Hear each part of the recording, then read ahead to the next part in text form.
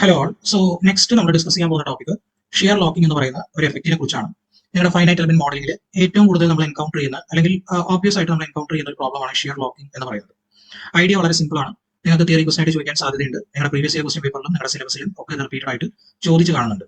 Theory topic ആയതുകൊണ്ട് തന്നെ നിങ്ങൾ ചെറിയൊരു ഡയഗ്രം ഒക്കെ വരച്ച് ബ്യൂട്ടിഫുൾ ആയിട്ട് എക്സ്പ്ലെയിൻ ചെയ്ത് കഴിഞ്ഞാൽ you will get good mark. Okay, so idea എന്താണെന്ന് നമുക്ക് നോക്കാം.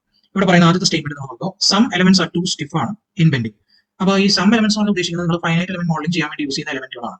അതായത് നിങ്ങൾ ചിലപ്പോൾ bar element, beam element, CST element, LST element, quadratic element, അത് തന്നെ 4 നോഡ്, 8 നോഡ് എന്നൊക്കെ പറഞ്ഞ് നമ്മൾ പഠിച്ചിട്ടില്ലേ. അപ്പൊ അങ്ങനെയുള്ള ചില എലമെന്റുകൾ പലതും സ്റ്റിഫ് ആണ്. ഓക്കെ, എലമെന്റുകൾ പലതും സ്റ്റിഫ് ആണെന്ന് പറഞ്ഞ് ഞാൻ ഉദ്ദേശിക്കുന്നത് ആ എലമെന്റുകളൊക്കെ നമ്മൾ ഡിഫൈൻ ചെയ്യാൻ വേണ്ടിയിട്ട് നമ്മൾ ചില ഷേപ്പ് ഫംഗ്ഷൻസ് യൂസ് ചെയ്യുന്നുണ്ട്. ഓക്കെ, ആ ഷേപ്പ് ഫംഗ്ഷൻസ് എങ്ങനെയാണോ അത് തീരുമാനിക്കും അത് സ്റ്റിഫ് ആണോ അതോ അത് കുറച്ചും കൂടെ എന്താ പറയുക ഫ്ലെക്സിബിൾ ആണോ എന്നുള്ളതൊക്കെ. Okay, it completely depends upon the shape function. കാരണം ഷേപ്പ് ഫംഗ്ഷൻ എങ്ങനെയാണോ അതനുസരിച്ചായിരിക്കും ആ എലമെന്റ് ബെൻഡ് ചെയ്യുക അല്ലെങ്കിൽ ബിഹേവ് ചെയ്യുക. അപ്പൊ ആ ഷേപ്പ് ഫംഗ്ഷൻ തീരുമാനിക്കും how much stiff it is അല്ലെങ്കിൽ how much flexible it is. അത് ആ എലമെന്റ് പ്രത്യേകതയും കൂടിയാണ്. ഓക്കെ, അപ്പൊ ചില എലമെന്റുകൾ സ്റ്റിഫ് ആണ്. അപ്പൊ അതുകൊണ്ട് തന്നെ ബെൻഡിങ് എന്ന് പറയുന്നത് അവന് പ്രോപ്പർ ആയിട്ട് ക്യാപ്ചർ ചെയ്യാൻ പറ്റില്ല. ഓക്കെ, ഒരു ബീം നിങ്ങൾ ബെൻഡ് ചെയ്ത് നോക്കിയേ, ഇങ്ങനെയാണ് ശരിക്കും ഒരു ബീം. റിയൽ ബെൻഡിങ് എന്ന് പറയുമ്പോൾ it will look like this. ഈ ബ്ലൂ കളറിൽ നിങ്ങൾ കാണുന്ന ബീമാണ്. ആ ബീം ബെൻഡ് ചെയ്തേക്കണം നിങ്ങൾക്ക് കാണാം. താഴേക്ക് ഇങ്ങനെ വളഞ്ഞ് ബെൻഡ് ചെയ്തേക്കുന്നത് കാണാം ലോഡ് ആക്ട് ചെയ്യുന്ന സമയത്ത്. കണ്ടോ, ഇതിന്റെ ക്രോസ് സെക്ഷൻ റൊട്ടേറ്റ് ചെയ്യും. അതാണ് ആക്ച്വൽ ആയിട്ട് ഒരു ബീം ബെൻഡ് ചെയ്യുക എന്ന് പറഞ്ഞാൽ ഉദ്ദേശിക്കുന്നത്. And bending strain is capture. ഇവിടെ ഏറ്റവും ഇമ്പോർട്ടന്റ് ആയിട്ടുള്ള പ്രത്യേകത എന്ന് വെച്ച് കഴിഞ്ഞാൽ ഇവിടെ ഒരു ഷിയർ സ്ട്രെയിനോ ഷിയർ സ്ട്രെസ്സോ ഡെവലപ്പ് ചെയ്യുന്നില്ല. ഓക്കെ, ഒരു പ്യോർ ബെൻഡിങ് നമ്മൾ എടുത്തു കഴിഞ്ഞാൽ ആ പ്യോർ ബെൻഡിങ്ങിൽ ഷിയർ സ്ട്രെസ് ഇല്ല അല്ലെങ്കിൽ ഷിയർ സ്ട്രെയിൻ ഇല്ല എന്നുള്ളതാണ് നമ്മുടെ അസംഷൻ. പക്ഷേ വാട്ട് ഹാപ്പൻസ്, അതായത് നിങ്ങളുടെ ബീം എന്ന് പറയുന്നത് വളരെ ഷോർട്ട് ആയിട്ടുള്ള ബീമാണെന്ന് വിചാരിക്കുക, വളരെ നീളം കുറഞ്ഞൊരു ബീമാണെന്ന് വിചാരിക്കുക. ഇപ്പൊ ഫോർ എക്സാമ്പിൾ ഇതിന് ഈക്വൽ നീളം കാണിച്ചിട്ടുണ്ടെങ്കിൽ കൂടി ഇത് നീളം കുറവാണെന്ന് ജസ്റ്റ് ഒന്ന് അസ്യൂം ചെയ്യുക. എന്നിട്ട് ലോഡ് ആക്ട് ചെയ്യുകയാണെങ്കിൽ ഈ ഒരു പെർട്ടിക്കുലർ ആയിട്ടുള്ള ബീമിനെ ബെൻഡ് ചെയ്യാനുള്ള ആ ഒരു പെർട്ടിക്കുലർ ആയിട്ടുള്ള സ്പേസ് വിളിക്കുക. നിങ്ങൾ നോക്കി, ഇവിടെ ലോഡ് ഒന്ന് ആക്ട് ചെയ്യാൻ വിചാരിച്ചു, ഇത്രയും നീളം ഇല്ലാന്ന് വിചാരിച്ചു, വളരെ ചെറിയത് ഈ ഒരു ഒറ്റ സെൽ മാത്രമേ ഉള്ളൂ എന്ന് വിചാരിച്ചു. എന്നിട്ട് ഇവിടെ ലോഡ് ആക്ട് ചെയ്യുകയാണെങ്കിൽ ഇതിന് ബെൻഡ് ചെയ്യാനുള്ള പ്രൊവിഷൻ ഉണ്ടോ? ഇല്ല, നീളം കുറവായതുകൊണ്ട് ബെൻഡ് ചെയ്യാനുള്ള പ്രൊവിഷൻ ഇല്ല. പിന്നെ എന്താ പോസിബിലിറ്റി? ഇത് നടുക്ക് വെച്ച് പൊട്ടി പോകുക അല്ലെങ്കിൽ ഫ്രാക്ചർ ചെയ്തു പോകുക അല്ലെങ്കിൽ ഷിയർ ചെയ്തു പോകും. അപ്പൊ അവിടെ ഷിയർ വരാനുള്ള സാധ്യതയുണ്ട് ഇല്ലേ? കണ്ടോ, അതായത് ഈ ബീമിൽ ബെൻഡിങ് നടക്കും, ഷിയർ 0 ആയിരിക്കും. എന്നാൽ ഇങ്ങനെ ഒരു ഹൈപ്പോത്തറ്റിക്കൽ സിറ്റുവേഷൻ ഞാൻ കൺസിഡർ ചെയ്ത് കഴിഞ്ഞാൽ അവിടെ ഷിയർ നടക്കും, ബെൻഡിങ് നടക്കില്ല. ഓക്കെ, ഇനി നമ്മൾ സെലക്ട് ചെയ്യുന്ന എലമെന്റ്സിന് ഒരു പ്രത്യേകതയുണ്ട്. അതായത് ഫോർ എക്സാമ്പിൾ നമ്മൾ ഏതെങ്കിലും ഒരു എലമെന്റ് സെലക്ട് ചെയ്തുകൊണ്ടിരിക്കുക, ഇപ്പൊ ട്രയാങ്കുലർ എലമെന്റോ ക്വാഡ്രിലാറ്ററൽ എലമെന്റോ നമ്മൾ സെലക്ട് ചെയ്തു. ആ എലമെന്റ് വളരെ സ്റ്റിഫ് ആണെങ്കിൽ അതിന് ഇതുപോലെ ഫ്ലെക്സിബിൾ ആയിട്ടുള്ള ഒരു ഷേപ്പ് എടുക്കാൻ പറ്റില്ല ആ എലമെന്റുകൾക്ക്. അപ്പൊ ആ എലമെന്റുകൾ എന്ത് ചെയ്യുന്നു വെച്ച് കഴിഞ്ഞാൽ അവര് ആ ഫ്ലെക്സ് ചെയ്യുന്നതിന് പകരം അതിന് ഷിയർ ആക്കി മാറ്റും. ഓക്കെ, അതായത് ഇപ്പൊ ഫോർ എക്സാമ്പിൾ ഈ ഒരു കേസ് എടുത്ത് കഴിഞ്ഞാൽ നമ്മൾ ബാഡ് എലമെന്റ്സ് ആണ് യൂസ് ചെയ്യുന്നത്. കേട്ടോ, what the bad element does എന്ന് പറഞ്ഞിട്ടാണ് ഒരു ഷിയർ ലോക്കിംഗ് എഫക്ട് പറയുന്നത്. എക്സാമ്പിൾ പറയാൻ പറ്റുന്ന ലീനിയർ എലമെന്റുകളാണ്. ഈ ബാഡ് എലമെന്റ്സ് എന്ന് പറഞ്ഞു കഴിഞ്ഞാൽ ലീനിയർ എലമെന്റുകൾ, അതായത് ഷേപ്പ് ഫംഗ്ഷൻ ലീനിയർ ആയിട്ടുള്ള ചില എലമെന്റുകൾ ഉണ്ട്. വളരെ സിമ്പിൾ ആയിട്ട് പറയുകയാണെങ്കിൽ നിങ്ങളുടെ ബീം എലമെന്റ് അല്ല, sorry bar element equation 1 - x divided by എല്ലും x ബൈ എല്ലും ആണ് നിങ്ങളുടെ ഷേപ്പ് ഫംഗ്ഷൻ എന്ന് പറയുന്നത്. ലീനിയർ ആയിട്ടുള്ള ഫംഗ്ഷൻ ആണ് അല്ലെ? സോ അങ്ങനെ ലീനിയർ ആയിട്ടുള്ള ഫംഗ്ഷൻസ് ഉള്ള എലമെന്റ്സിന് എന്ത് സംഭവിക്കുന്നു വെച്ച് കഴിഞ്ഞാൽ ഈ ബെൻഡിങ് പ്രോപ്പർ ആയിട്ട് ക്യാപ്ചർ ചെയ്യാൻ പറ്റില്ല. അപ്പോൾ വാട്ട് ദേ ഡു ഇസ് അത് അതിനെ ഷിയർ ആക്കി മാറ്റും. ഓക്കെ, അതായത് ഇപ്പോൾ ഇവിടെ ലോഡ് അപ്ലൈ ചെയ്തപ്പോൾ ഇതിങ്ങനെ വളയുന്ന പോലെ ബെൻഡ് ചെയ്യുന്ന പോലെ കാണിച്ചു. നിങ്ങൾ ഒരു ലീനിയർ എലമെന്റ് ആണ് യൂസ് ചെയ്യുന്നുണ്ടെങ്കിൽ ഇവിടെ നിങ്ങൾ ലോഡ് അപ്ലൈ ചെയ്ത് കഴിഞ്ഞാൽ ഇതിങ്ങനെ ബെൻഡ് ചെയ്യുന്ന മാതിരി കാണിക്കില്ല. ഇത് ഇവിടെ വെച്ച് പൊട്ടി പോകുന്നതായിട്ട് അവർ അസ്യൂം ചെയ്യും, അല്ലെങ്കിൽ ഇവിടെ വെച്ച് പൊട്ടി പോകുന്ന രീതിയിൽ അത് എന്താ പറയുക അനലൈസ് ചെയ്യും. ഓക്കെ, അപ്പോൾ അതെന്താണെന്ന് വെച്ച് കഴിഞ്ഞാൽ അത് അങ്ങനെ അനലൈസ് ചെയ്യാനുള്ള കാരണം എന്താണെന്ന് വെച്ച് കഴിഞ്ഞാൽ അത് ഷിയർ ആയിട്ട് അതിന് കൺവേർട്ട് ചെയ്യണം. അതായത് ഈ ബെൻഡിങ് ഇഫക്റ്റിനെ ഇവിടെയുള്ള എലമെന്റ്സിനെ ക്യാപ്ചർ ചെയ്യാൻ പറ്റുന്നില്ല, ലീനിയർ എലമെന്റ്സിനെ ക്യാപ്ചർ ചെയ്യാൻ പറ്റുന്നില്ല. അപ്പോൾ ആ ബെൻഡിങ്ങിന് പകരം അത് അതിനെ ഷിയർ ആക്കി മാറ്റും.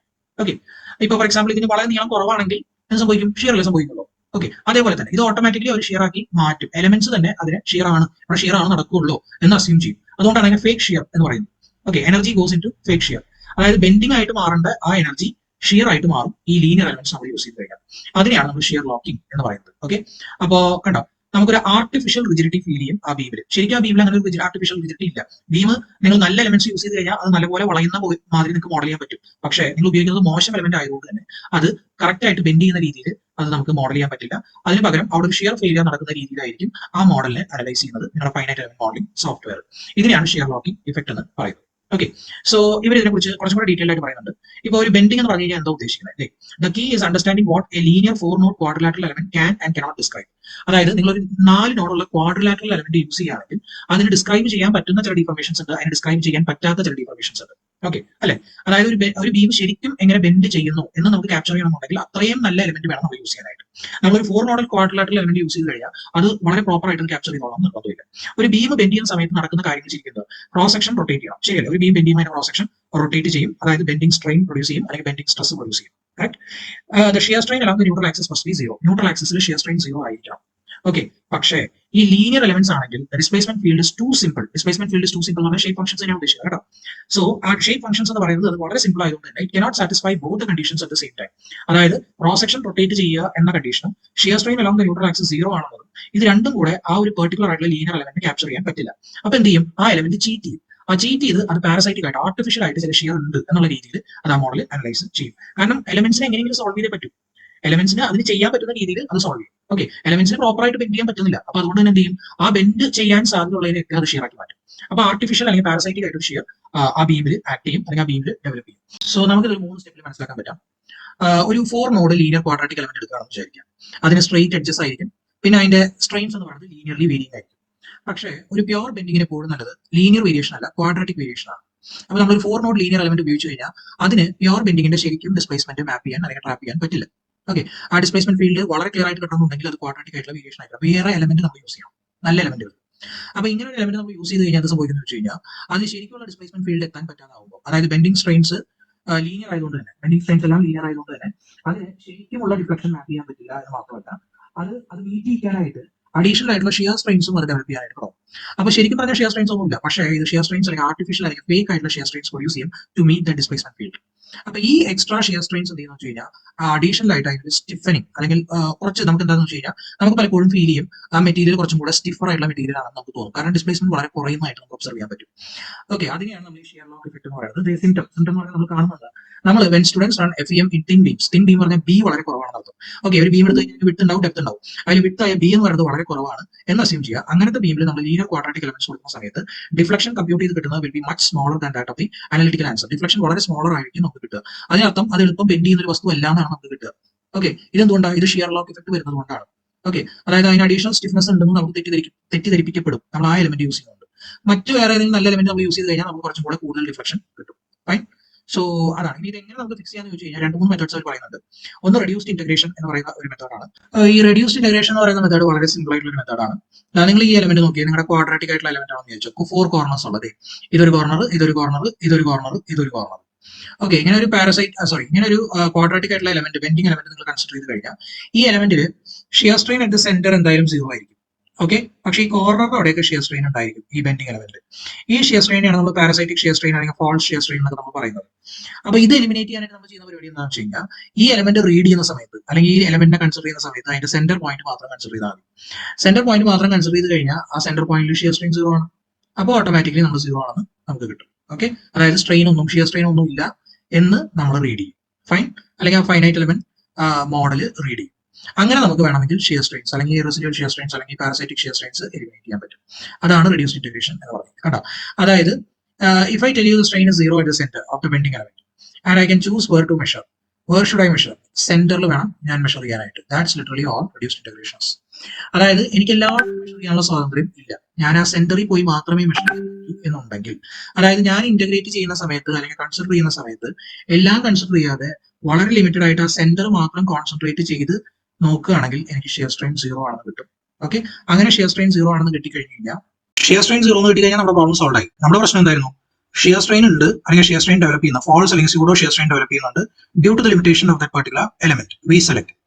അപ്പോ നമ്മളൊരു നമ്മൾ പറയുകയാണ് ഇതിൽ ഷിയർ സ്ട്രെയിൻസ് പലയിടത്തും ഡെവലപ്പ് ചെയ്യുന്നുണ്ട്, പക്ഷേ നമ്മൾ ഷിയർ സ്ട്രെയിൻ ഇല്ലാത്ത സ്ഥലമാണ് കോൺസെൻട്രേറ്റ് ചെയ്യാൻ പോകുന്നത്, അല്ലെങ്കിൽ അവിടുത്തെ റീഡിംഗ് ആണ് നമ്മൾ എടുക്കാൻ പോകുന്നത്. അപ്പൊ നമ്മുടെ റീഡിംഗ്സ് നോക്കിക്കഴിഞ്ഞാൽ നമുക്ക് ഒരിക്കലും ഷിയർ സ്ട്രെയിൻ റിപ്പോർട്ട് ചെയ്യപ്പെടില്ല, കാരണം നമ്മൾ ഇല്ലാത്ത സ്ഥലമാണ് സെലക്ട് ചെയ്തിരിക്കുന്നത്. ഓക്കെ, അപ്പൊ അതാണ് അവർ പറയുന്നത്. ഇതിങ്ങനെ വിചാരിക്കുന്നതാണ് കുറച്ചും കൂടെ നല്ലത്. അതായത് നമ്മൾ ഗോസ് പോയിന്റുകൾ സെലക്ട് ചെയ്യാണ് അല്ലെങ്കിൽ സെൻസിങ് സ്റ്റേഷൻസ്. ഓക്കെ, നമ്മൾ ഷിയർ സ്ട്രെയിൻ മെഷർ ചെയ്യാനായിട്ട് സെൻസിങ് സ്റ്റേഷൻസ് കൊടുക്കാൻ പോവാണ് നമ്മുടെ എലമെന്റിന്റെ അകത്ത്. ഓക്കെ, ക്വാഡ്രാറ്റിക് എലമെന്റിന്റെ അകത്ത്. ഇനി അത് കൊടുക്കുന്ന സമയത്ത് നമുക്ക് വേണമെങ്കിൽ 2 ചോയ്സ് ഉണ്ട്. 4 സെൻസർ കൊടുക്കാം പല സ്ഥലങ്ങളിലായിട്ട്, അതല്ലെങ്കിൽ ഒരു സെൻസർ കൊടുക്കാം അതിന്റെ കറക്റ്റ് നടുക്കായിട്ട്. 4 സെൻസർ നമ്മൾ പലയിടത്തായിട്ട് കൊടുത്തു കഴിഞ്ഞാൽ ചില സ്ഥലങ്ങളിൽ ചിലപ്പോൾ ഷിയർ സ്ട്രെയിൻ മെഷർ ചെയ്യപ്പെടാൻ സാധ്യതയുണ്ട്. അപ്പൊ എന്ത് സംഭവിക്കും? ഇതിനകത്ത് ഷിയർ സ്ട്രെയിൻസ് ഉണ്ട് എന്നുള്ളത് FEM മോഡൽ റീഡ് ചെയ്യും. അപ്പൊ അങ്ങനെ റീഡ് ചെയ്യപ്പെട്ടാൽ അത് ഒരു അഡീഷണൽ സ്റ്റിഫ്നെസ് എക്സിബിറ്റ് ചെയ്യും. ഓക്കെ, ആ മെറ്റീരിയൽ ഒരു അഡീഷണൽ സ്റ്റിഫ്നെസ് കാണിക്കും. അപ്പൊ അത് അവോയ്ഡ് ചെയ്യാൻ വേണ്ടിയിട്ട് നമ്മൾ ഈ 4 സെൻസേഴ്സ് കൊടുക്കുന്നതിന് പകരം ഒരൊറ്റ ഗോസ് പോയിന്റ് കൊടുക്കും, ഒരൊറ്റ സെൻസിങ് സ്റ്റേഷൻ കൊടുക്കും, അത് സെന്ററിൽ മാത്രം. അവിടെ എന്തായാലും ഷിയർ 0 ആയതുകൊണ്ട് തന്നെ ഓട്ടോമാറ്റിക്കലി ഇത് ഒരു ഷിയർ സ്ട്രെയിൻസും കണക്കിലെടുക്കില്ല. ഓക്കെ, അതായത് ആ ഒരു സെക്ഷനിൽ ഷിയർ സ്ട്രെയിൻ ഇല്ല എന്നുള്ള രീതിയിലായിരിക്കും ഇതിന്റെ കാൽക്കുലേഷൻസ് പ്രൊസീഡ് ചെയ്യുക.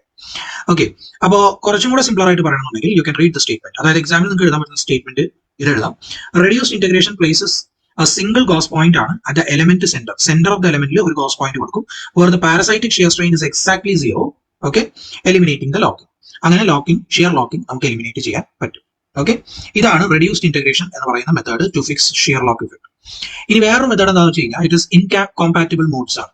അതായത് നമ്മുടെ ഈ ഒരു പെർട്ടിക്കുലർ ആയിട്ടുള്ള ഷേപ്പ് ഫംഗ്ഷൻ, നമ്മുടെ ക്വാഡ്രാറ്റിക് എലമെന്റ് ഷേപ്പ് ഫംഗ്ഷൻ അത്ര കണ്ട് നല്ലതല്ലാത്തതുകൊണ്ടാണ് ഇങ്ങനെയുള്ള പ്രോബ്ലംസ് ഷിയർ സ്ട്രെയിൻ ഒക്കെ ഡെവലപ്പ് ചെയ്യുന്നത്. അപ്പൊ നമുക്ക് എന്ത് ചെയ്യാന്ന് വെച്ച് കഴിഞ്ഞാൽ അഡീഷണൽ ആയിട്ടുള്ള ഷേപ്പ് ഫംഗ്ഷൻസ് ഇതിനകത്ത് ആഡ് ചെയ്യും. You can see add an internal bubble shaped shape function ആണ് that enrich that element's ability to describe the bending. Bending നല്ലപോലെ ഡിസ്ക്രൈബ് ചെയ്യാൻ നമ്മുടെ എലമെന്റിന് പറ്റുന്നില്ലെങ്കിൽ അഡീഷണൽ ആയിട്ടുള്ള ഷേപ്പ് ഫംഗ്ഷൻസ് അതിനകത്തോട്ട് ഇംപ്രഗ്നേറ്റ് ചെയ്യും എന്നാണ് ഉദ്ദേശിക്കുന്നത്. പിന്നെ ഹയർ ഓർഡർ എലമെന്റ്സ് ഉപയോഗിക്കുക, 8 നോഡഡ് ആയിട്ടുള്ള സെറൻഡിപിറ്റി എലമെന്റ്സ് യൂസ് ചെയ്യുക.